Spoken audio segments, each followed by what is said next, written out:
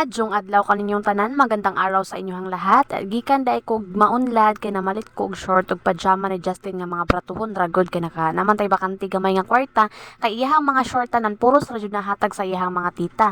And ngayon, hindi na po kasya sa kanya yung iba kasi malaki na po si Astin. That's why I decided nga mo palit bisan gamay lang. And pag abot na ko diri sa balay, ako na ning kaso ako ang mga lutuon nun kay magbihon lagi ko ato ang lutuan og bihon ato ang bag-ong kalaha, o di ba? Kabantay mo basta naatay bag-ong gamit paliton no, excited ka ita nga gamiton ba. Nya karon kay magluto ta og bihon, and first na kong gihimo kay syempre gi-prepare na ko ang karni, akong gi-slice og ganang gagmay para sa ato ang bihon, and syempre nag-prepare na pud ko og lamas para karon dire-diretso na ato ang pagluto. Og human sa lamas, syempre ako ana pong gi-slice og gagmay kaning sayote instead of carrot kay sayote akong ihalo kay wa man tay carrot dali napita no, and lami man gihapon ni og repolyo. Una kay ato asaning pa-crispyhon ang ato ang karning baboy, and pa ato ang pagawason iyang sariling mantika ba kay mas lami man ni siya nga kanang medyo papula-pulahon nato ang karne, and nagbutang nako og magic sarap og asin para ang mismong karne kay naa na siya lasa daan dili tab-ang. Nag-add pud ay ko og paminta, and then halo-haloon ra na nato, walang katapusang mekos-mekos jud na arong dili siya mabatok, dili siya mapagod ba. Unya napansin na kung gamay ra ang mantika niya nga nagagawas, mao to nga ako na lang siya ginuwagan og mantika kay gamay ra man ang taba and gamay ra pud ang mantika nga nigawas. And nakadepende na yan sa iyo kung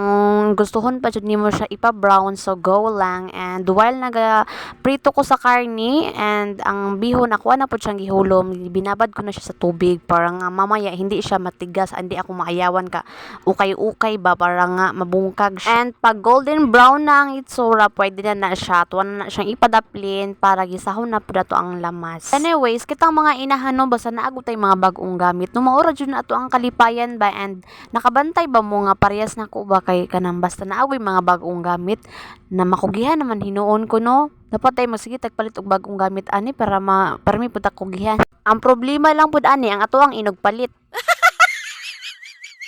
Anyways, balik ta sa ato ang pagluto. Basta gani bihon or pansit ang ato ang lutoon no, di jud na mawala ang toyo, murag ikaw na ay toyo, char. Og ang di mawala sa tanan, syempre ang tubig aron di po ni mahubas ato ang giluto diri ano. Hulaton na nato ni siya nga magbukal, pwede na nato ilunod ato ang bihon, and also nag-add pod ko og nor cubes dira aron pod nga nailasa ato ang bihon. Pangdagdag sa kalami sa ato ang bihon, also mag-add ta og sesame oil, di ba, pang pahumot og pang palami. Pagbukal na ang tubig, pwede na nato ilunod ato ang bihon og ato ni siyang ukay-ukayon aron nga mahalo gyud siya, dili siya magtibugol-tibugol. Og isa po na kanindot nga way nga atong ibabadaan ato ang bihon sa tubig before siya ilunod sa atong ginapabukalan nga tubig aron dili ta matagbawan og sige ukay-ukay kay medyo gahi jud biya ang bihon.